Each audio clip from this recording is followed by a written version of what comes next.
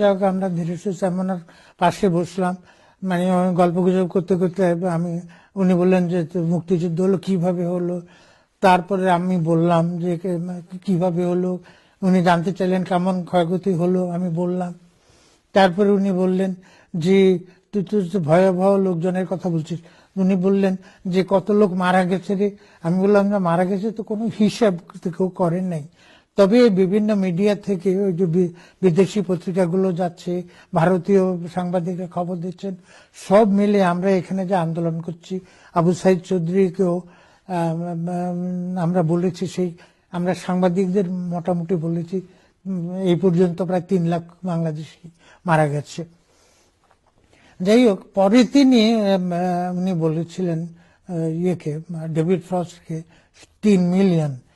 আমার মনে হয় যে লাখে এবং মিলিয়নে উনি তো একটু উদ্ভ্রান্ত ছিলেন, একটু ভ্যাবলা গোছের ছিলেন প্রায় বলতে গেলে।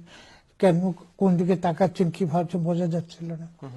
তো উনি ওটা যে ওই 3 মিলিয়ন বলে ফেলেছিলেন, এবং অনেক লোক এখনো সেজন্যই বলে 3 মিলিয়ন মানে 30 লাখ লোক মারা গেছে। আসলে সেটা মারা যায়নি তখনকার পর্যন্ত যেসব হিসাব ছিল।